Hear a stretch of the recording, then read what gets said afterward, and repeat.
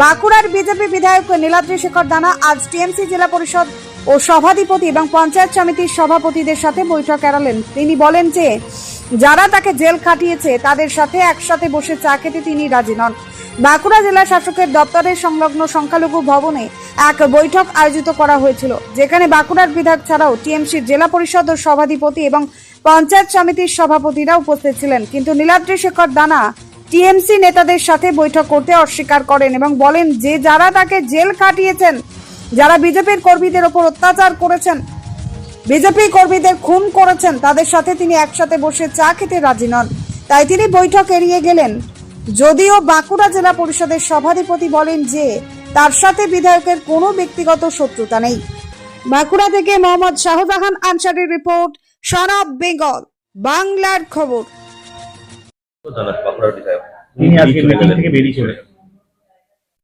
Meeting থেকে বেরিয়ে গেছেন কোন এমএলএ আমার দেখা নেই, বাইরের থেকে যদি চলে গেছে সেটা কিন্তু আমার জানা নেই। আমি এই বিষয়ে কিছু জানি না। দাবি করছেন যে তৃণমূলের যারা মার খেয়েছে আমাদের জেল খাটিয়েছে তাদের সঙ্গে হয় মিটিং। সেটা আমি বলতে পারবো না যে আমার জেনারেল যারা মেম্বাররা ছিলেন বা পঞ্চায়েত সমিতির সভাপতি ছিলেন যে তাদের মধ্যে কোনো মেম্বার ওনাকে মেরেছেন কিনা বা কিছু করেছেন কিনা সে সম্বন্ধেও আমার জানা নেই। আমি যেটুকু জানি মানে ওনাকে আমি ফোনে টোনেই দেখেছি, সামনাসামনি এখনো দেখিনি যে আমার সাথেও কোনো ব্যক্তিগত ওনার কোনো আক্রমণ আছে বা শত্রুতা আছে বা কোনো কিছু আছে। আমি এখনো সামনাসামনি ওনার হইনি, ওনার নিয়ে আমি সে ব্যাপারে কিছু বলতে পারবো না। উনি কেন ঢুকলেন আমি ডিএম সাহেবকে বলে এলাম আমার যেগুলো কাজ, আমার বাড়তি আরো কাজ আছে, সেই কাজে আমি যাব। ঠিক আছে, আমার যেটুকু যার বলার ছিল আমি ডিএম সাহেবকে বলে এলাম যে কিছু আমার রিকুইজিশনের ব্যাপার আছে, যেগুলো 16 ফিনান্সের কাজে বাকি আছে, মানে কাগজপত্র দিতে, সেগুলো আমার রেডি করতে পারিনি। যেহেতু আমাদের পৌরসভার এত বড় একটা হেডেক, সমস্তটাই সামলাতে হচ্ছে, কাগজপত্র তো অন্য কেউ আর দিতে পারছে না, সেটা সবই আমাকে দিতে হচ্ছে। তাই জনগণের কাজটা সবার আগে আমার কাছে। এটা হচ্ছে 16 ফিনান্সের বা এই সব কিছু টুকটাক এজেন্ট আছে, সেই সমস্ত মিটিং আছে। আজকে জেলা পরিষদের সভাধিপতি থেকে শুরু করে জেলা পরিষদের সদস্যরাও আছে। হ্যাঁ, আমি জানি না এইসব। আমি এগুলোকে যারা দুদিন আগেও এখানে মিথ্যে মামলা দিয়েছে আমাদের সব কর্মীদেরকে, তাদের সাথে বসে আমি চা খাবার মতো ছেলে আমি নই। তার কারণ আমি 40 বছর বিজেপিটা করি, জন্মলগ্ন থেকে বিজেপিটা করি, বিজেপির জন্মলগ্ন থেকে আমি বিজেপিটা করি। অতএব এরা এই সমস্ত দুর্বৃত্ত যারা সামনে আমাদেরকে এখানে অজিত মুর্মুর মতন আমাদের একজন বিপ্লবী রাষ্ট্রবাদী নেতাকে খুন করেছে, তাদের সাথে আমি মুখোমুখি বসে অন্তত আমি কাজ করবো।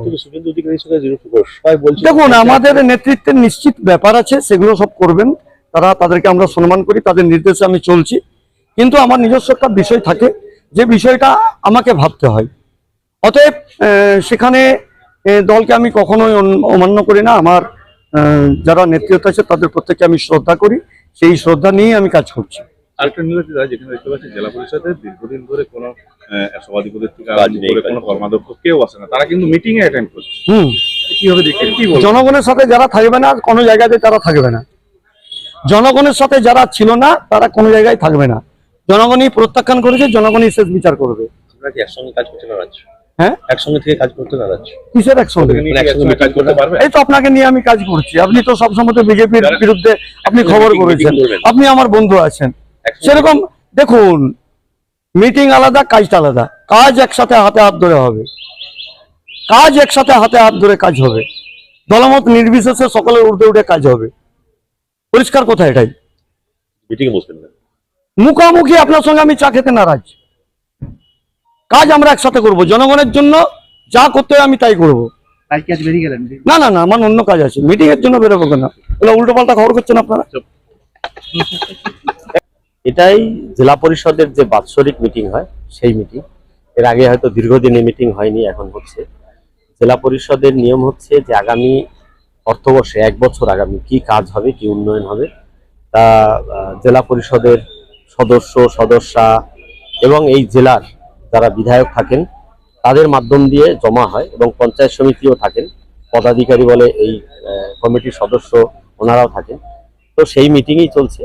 সেই মিটিংয়ে যাতে প্রপোজাল সবাই জমা দেন এবং জেলা পরিষদের কাজ যাতে ঠিকঠাক হয় সেই বিষয় নিয়ে আলোচনা। বিগত দিনে আপনাদেরকে মিটিং এ ডাকা হয় নাই, এর আগেও আপনি বিধায়ক ছিলেন। ওর জন্য ওরা তৃণমূল আর আমরা বিজেপি, দুটো দলের মতাদর্শ দুটো দলের, ওদের তো দর্শন নেই, দল বললেও ভুল হবে, এখন তো দলই নেই, তৃণমূলই নেই। তৃণমূল কার কেউ বুঝতে পারছে না। তো আমাদের দলের গণতন্ত্র আছে, আমাদের দলের সিস্টেম আছে, এবং আমাদের মুখ্যমন্ত্রী তিনিও বারবার বলেছেন এবং তিনিও মিটিং করেছেন প্রাক্তন মন্ত্রী বর্তমান এমএলএ তাদেরকে নিয়ে। তো সেই জায়গায় দাঁড়িয়ে এখানে আমার মনে হয় ব্যক্তিগত একটা কথা, যে আমরা যারা এখানের মানুষ যদি আমরা বাঁকুড়ার ভালো চাই, তাহলে সবাই এসে মিটিংয়ে অংশগ্রহণ করে এলাকার দাবি দেওয়া, এলাকার কথা বলা এবং এলাকার উন্নয়ন করা, এটাই মূল কাজ হওয়া উচিত। কিন্তু ওনারা বিগত দিনে প্রচুর নোংরামো করেছে। 21 সাল থেকে আমাদের কোনো মিটিংয়ে ডাকেনি, কারোর সঙ্গে কথা বলেনি, কারো ফোন ধরেনি, অফিসারদেরকে দেখা করতে দেননি, এটা ওনাদের প্রেশারেই হয়েছে। তো ওনারা সেই নোংরামো করেছে, আমরা সেই নোংরামো করছি না। আমাদের সরকারের এটা পলিসি নয়, আমাদের মুখ্যমন্ত্রীরও এটা পলিসি নয়। কি মনে হয় বিগত দিনে কি জেলা পরিষদ তার সমস্ত কাজ করতে পেরেছিল? না না, প্রচুর কাজ আটকে আছে, প্রচুর সমস্যা আছে, জেলা পরিষদে প্রচুর সমস্যা আছে। আমি আগের মিটিং এ একটা প্রস্তাব রেখেছিলাম যে সরকারি জেলা পরিষদের কত সম্পত্তি আছে তার তথ্য দেয়া, এবং সেই সম্পত্তি থেকে কি রেভিনিউ এসেছে সেটাও আজকে বললাম, যে সেই কি রেভিনিউ বিগত দিনে এসেছে সেটা আমরা জানতে চাই। আমরা ধীরে ধীরে জানতে পারছি যে জেলা পরিষদের অনেক সম্পত্তি আছে যেটা কোনো শাসক দলের বা কোনো ক্ষমতাবান লোক দখল করেছিল, এবং তাদেরকে কি করে আগামী দিনে সেই দখলমুক্ত করে যাতে এই সরকারের রেভিনিউ সরকারের খাতে আসে, জেলা পরিষদের রেভিনিউ জেলা পরিষদের খাতে আসে, তার জন্য প্রশাসন এবং আমরা সবাই মিলে এর ব্যবস্থা নেব। নমস্কার, আপনারা দেখছেন সন অফ বেঙ্গল বাংলার খবর। সন অফ বেঙ্গলের মাধ্যমে প্রত্যেকটা খবর সবার আগে আপনাদের কাছে পৌঁছে দিই আমরা। সন অফ বেঙ্গলের প্রত্যেকটা খবর ফেসবুক, ইনস্টাগ্রাম এবং ইউটিউবের মাধ্যমে শেয়ার করা হয়। আমাদের ফেসবুক পেজ, ইউটিউব এবং ইনস্টাগ্রাম আপনারা দেখুন, ফলো করুন এবং শেয়ার করে দিন প্রত্যেক সংবাদ প্রেমীদের কাছে। আমাদের ফেসবুক পেজে যান, সেখানে গেলে দেখতে পাবেন রাজনীতি, খেলার খবর এবং বিনোদন জগতের সমস্ত আপডেট সহ লোকাল খবরের খুঁটিনাটি উপলব্ধ। তাই সঙ্গে থাকুন, দেখতে থাকুন সন অফ বেঙ্গল বাংলার খবর।